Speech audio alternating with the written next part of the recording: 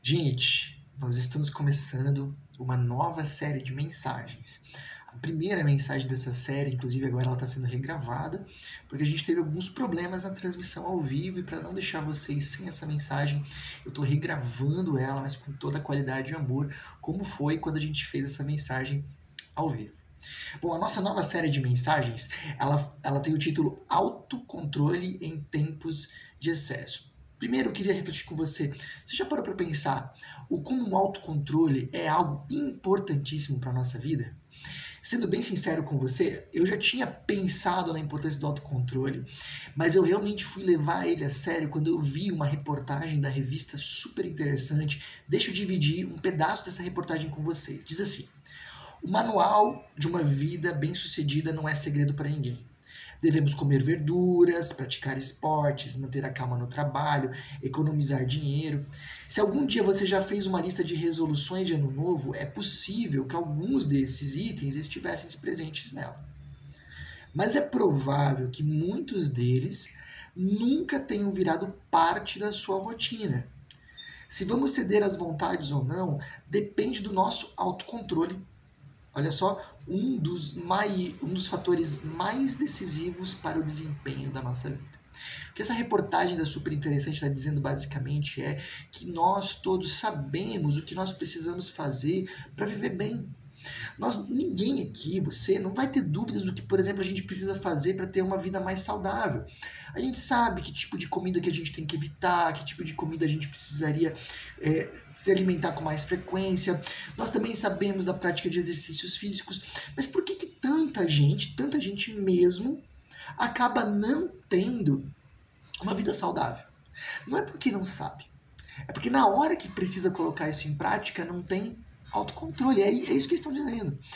E não só isso. Por exemplo, o que a gente deveria fazer para ter um bom relacionamento com as pessoas, a gente sabe. A gente sabe que a gente precisaria manter a calma na hora de educar os nossos filhos, conversar com eles com firmeza, mas com calma.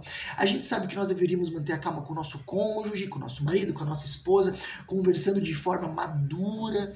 Mas por que às vezes a gente não consegue? Porque nos falta autocontrole. Na hora, naquele momento, no calor da emoção, o sangue sobe, nosso coração ferve e quando vai ver a gente está explodindo, a gente tá perdendo a paciência. Então percebe que o autocontrole é, portanto, uma das coisas mais importantes para a nossa vida como um todo. E não é só na hora da saúde.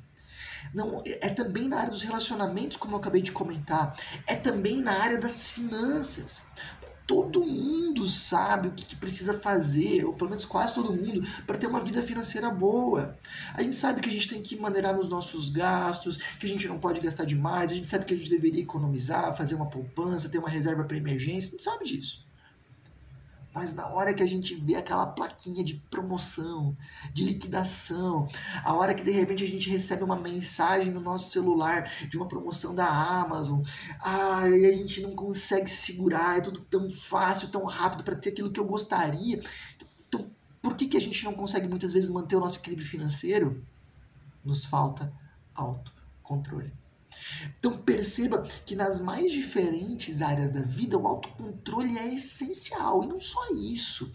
A gente tem muita dificuldade com o autocontrole, entre outros motivos, porque a gente vive numa época de excessos. Já parou para pensar nisso?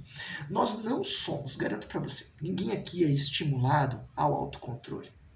Pelo contrário, nós somos estimulados a perdermos o autocontrole, porque autocontrole não dá lucro para ninguém.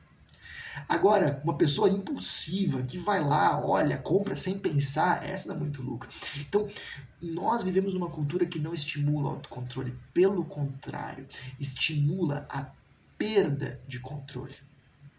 Por isso, surgiu a ideia dessa série de mensagens. E você vai ver até que a imagem dela é um timão, que é o volante de um barco, em meio a algumas ondas. O que a gente está querendo dizer com essa imagem é que em meio a ondas de excesso, em meio a uma maré que nos empurra para um descontrole, nós precisamos continuar controlando a nossa vida, controlando nossas emoções, controlando e gerenciando o nosso tempo e tudo mais que nós temos.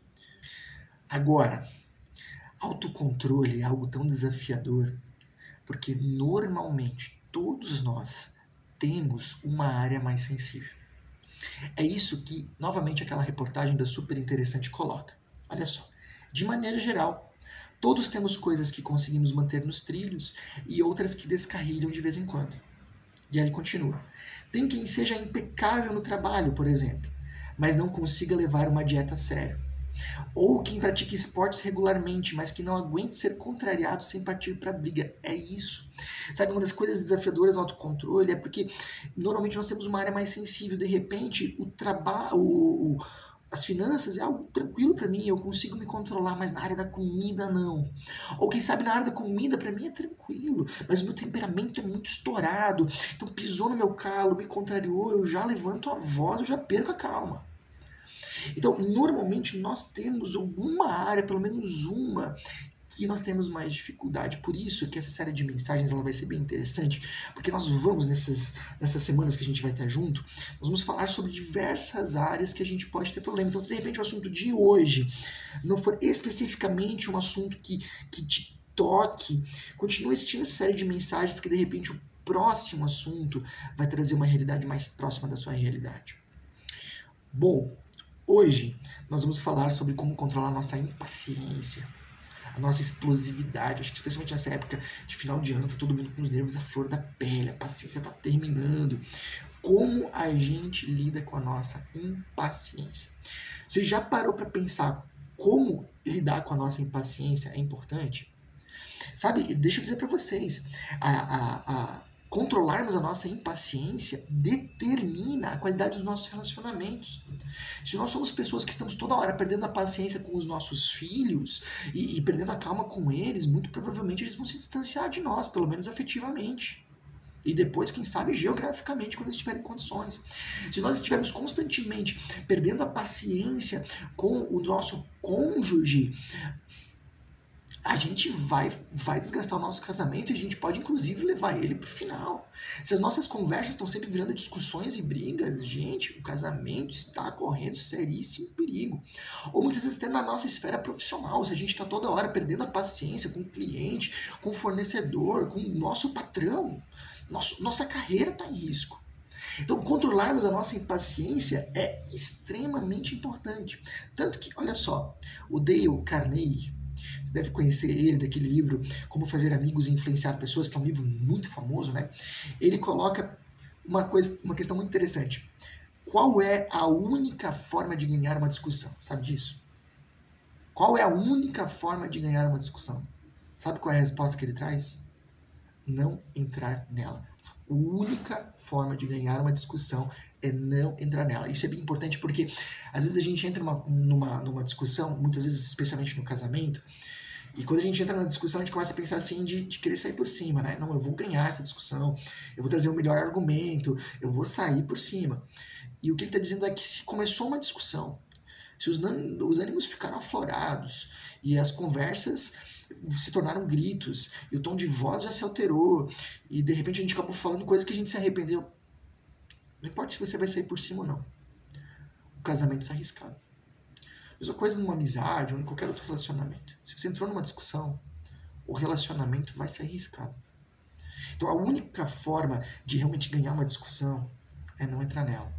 Algo muito parecido é trazido inclusive na Bíblia, na sabedoria milenar da Bíblia, no Salmo 37:8, diz o seguinte: deixe a ira de lado, não se enfureça, não perca a calma, isso só lhe trará prejuízo. Olha só, perder a calma só trará prejuízo.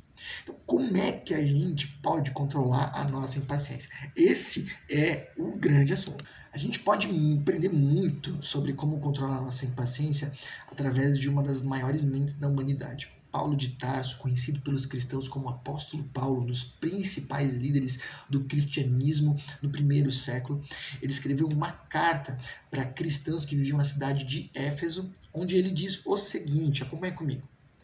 Uma vez que ouviram falar de Jesus e foram ensinados sobre a verdade que vem dele, livrem-se de sua antiga natureza e de seu velho modo de viver, corrompido pelos desejos, impuros e pelo engano.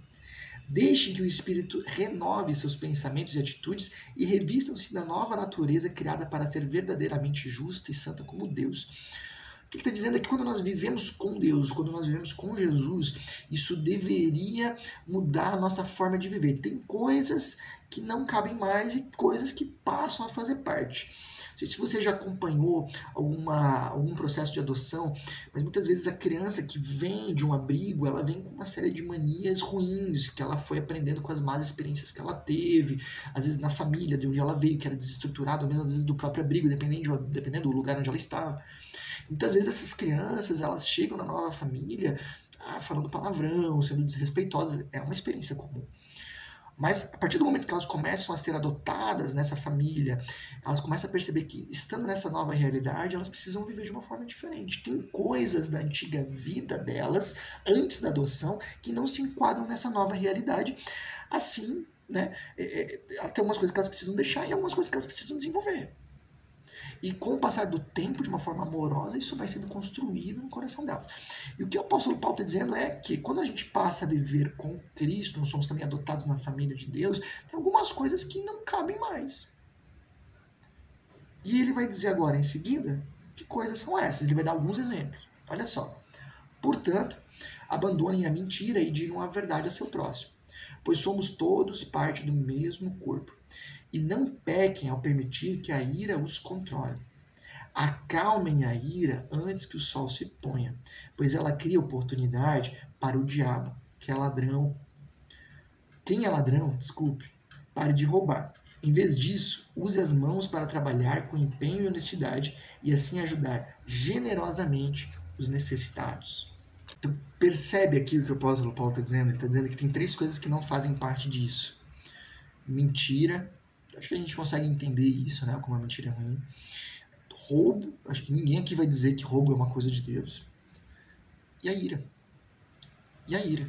Ele fala que são 3 coisas que não pode ter. Ou seja, uma pessoa que vive com Cristo não pode ser aquela pessoa irada, impaciente, intolerante, barraqueira. Não, isso não faz parte. Uma pessoa que vive com Jesus deveria ser uma pessoa tranquila, paciente, amorosa.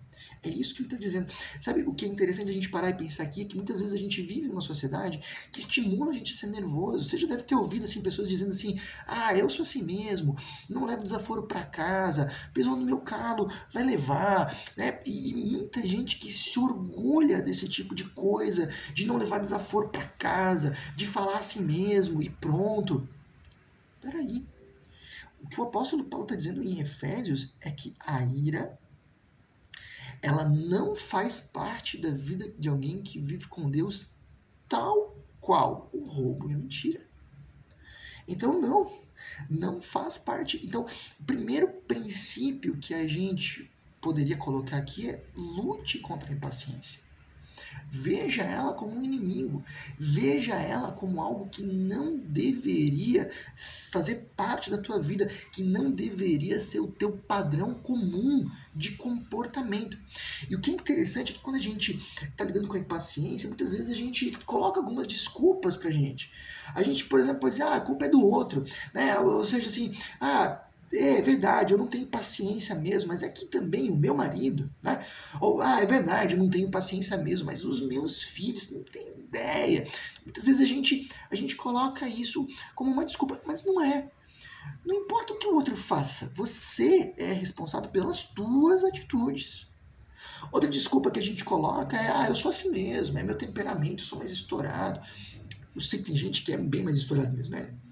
Tem gente que tem um temperamento muito mais explosivo. Mas vamos lá, todo mundo é chamado a controlar o seu temperamento. As pessoas que são mais quietinhas têm que tentar aprender, mesmo que não seja natural, a se impor um pouco mais. As pessoas que são naturalmente mais explosivas precisam aprender, mesmo que não seja natural, a se conter. Então, temperamento não é desculpa. Outra coisa que às vezes a gente fala é assim: se eu não gritar, ninguém me ouve. Se eu não for assim, mais agressivo, mais explosivo, então ninguém vai me ouvir, ninguém vai me dar atenção. Também acho que isso é mentira. Ou isso é uma desculpa que a gente usa. Tem uma frase de um grande autor brasileiro chamado Isamitiba, ele é médico e ficou conhecido muito porque ele escreveu vários livros na área de educação de filhos. O Isamitiba tem uma frase que me incomoda bastante e que eu gostaria de compartilhar com você, porque acho que pode ser muito útil na sua reflexão. Ele diz assim: quem grita para impor autoridade mostra que já perdeu. Quem grita para impor autoridade, mostra que já perdeu essa autoridade. E autoridade não é habilidade de fazer com que os outros tenham medo de você.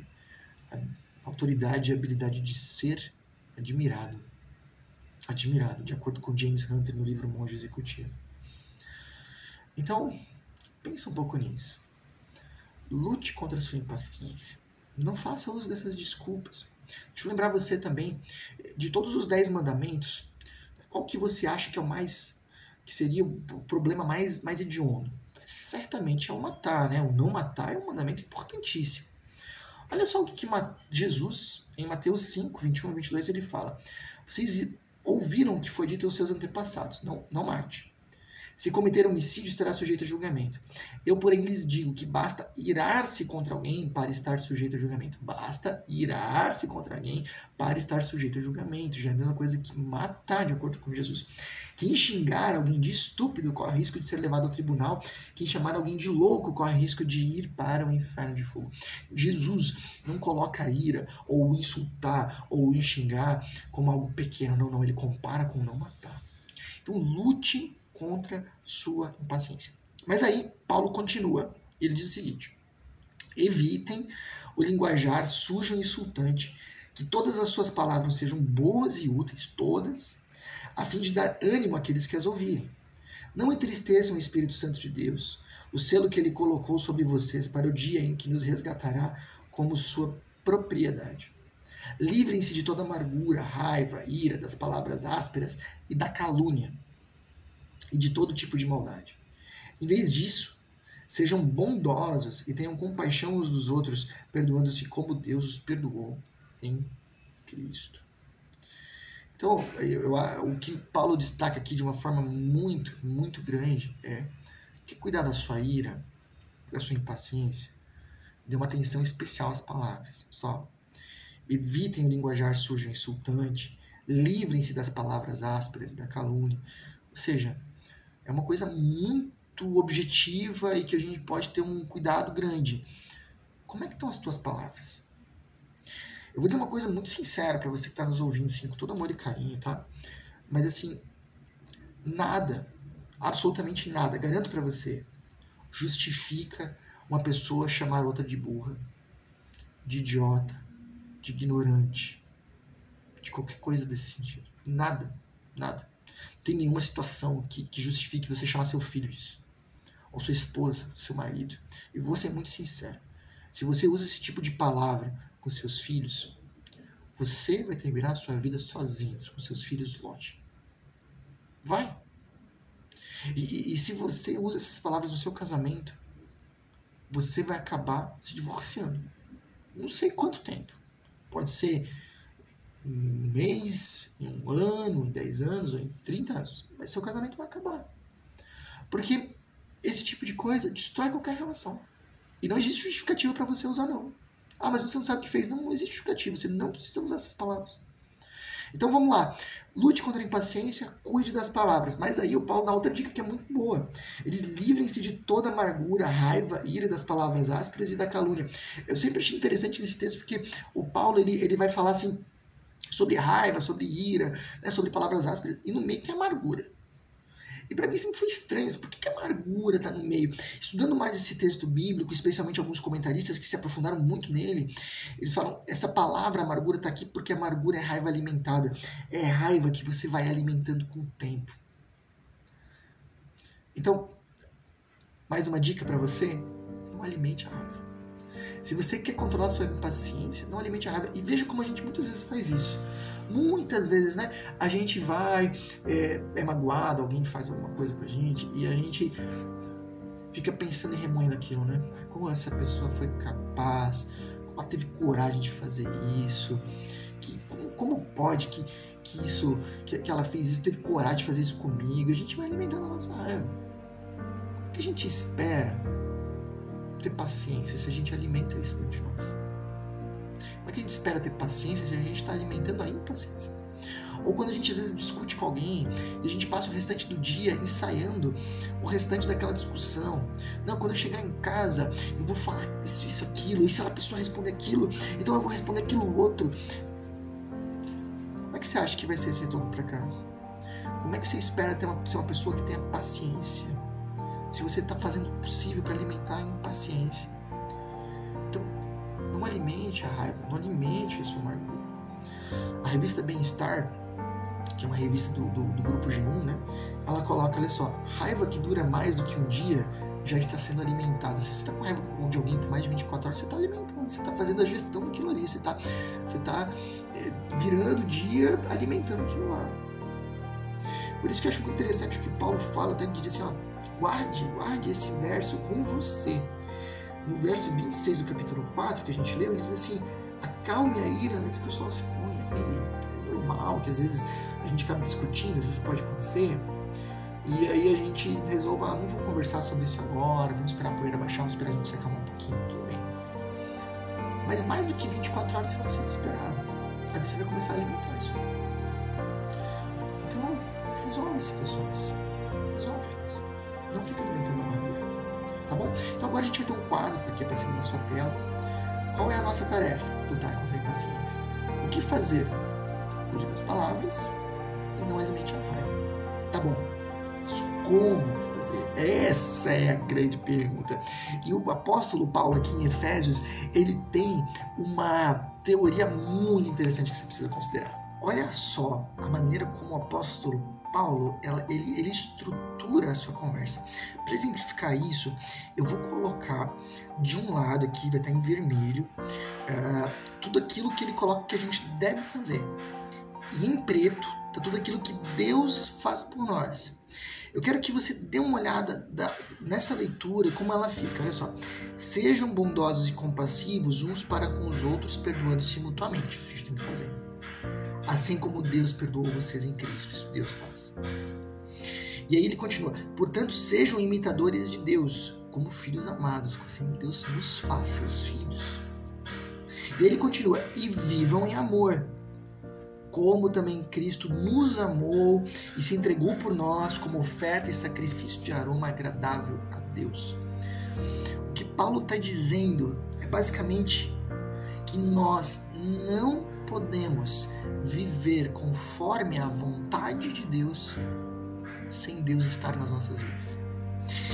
A ideia que Paulo defende é que quanto mais próximo nós estivermos de Deus, quanto mais nós entendermos e ouvirmos aquilo que Ele fez por nós, quanto mais nós estivermos conscientes, quanto mais nós estivermos imersos naquilo que Ele faz por amor a nós, através da sua morte, da sua ressurreição em Jesus, mais nós estaremos capacitados, fortalecidos para termos também em nós o mesmo comportamento. Essa é a ideia do Paulo. Por isso que ele vai confrontando o tempo todo essas realidades. Então, imagina, se você ouve do amor de Deus uma vez por mês, bom, talvez isso não vai mudar tanto assim a tua forma de se comportar. Uma vez por semana, já vai ajudar um pouco mais.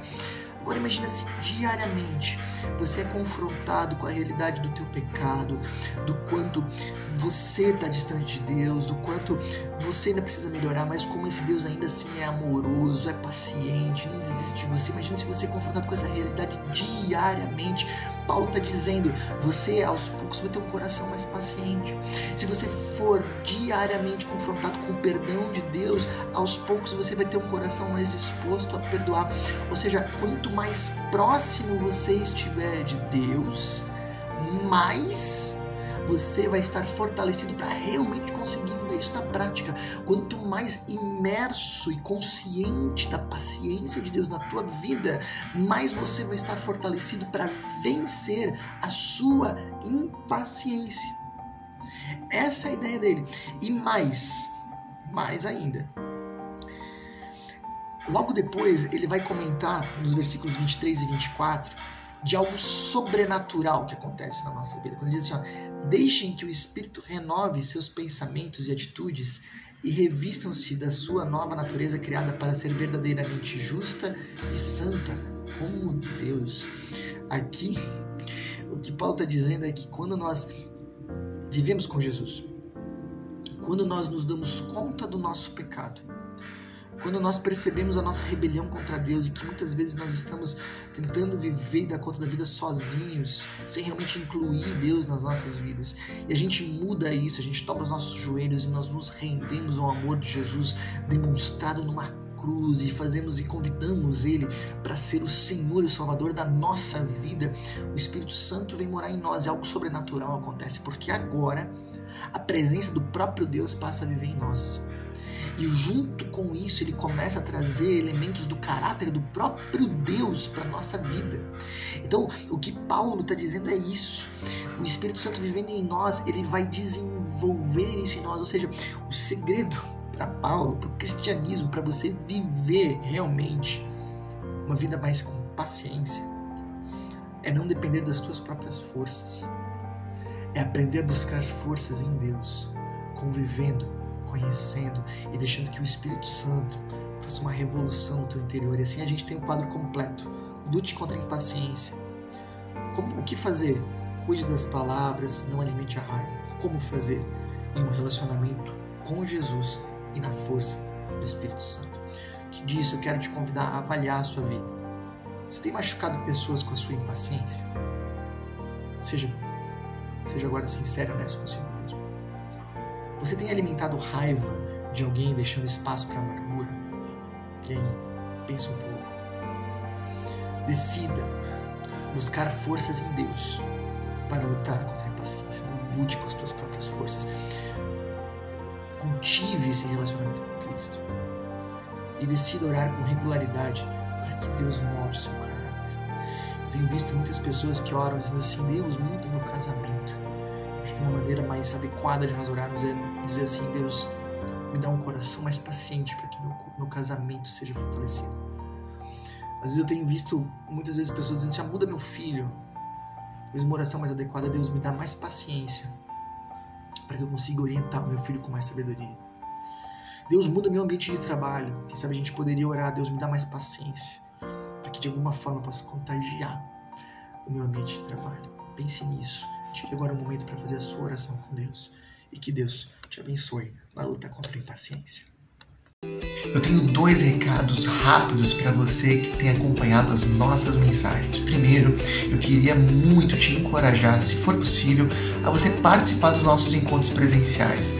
É uma forma de nós podermos nos conhecer e de você poder aprender ainda mais com a gente. Segundo recado, se você deseja contribuir financeiramente com a nossa comunidade, todos os nossos dados bancários estão aparecendo agora na sua tela. Essa é uma forma importante de você nos ajudar a espalhar ainda mais a mensagem de Jesus para fazer a diferença no coração de ainda mais pessoas. Pense nisso. Até a próxima!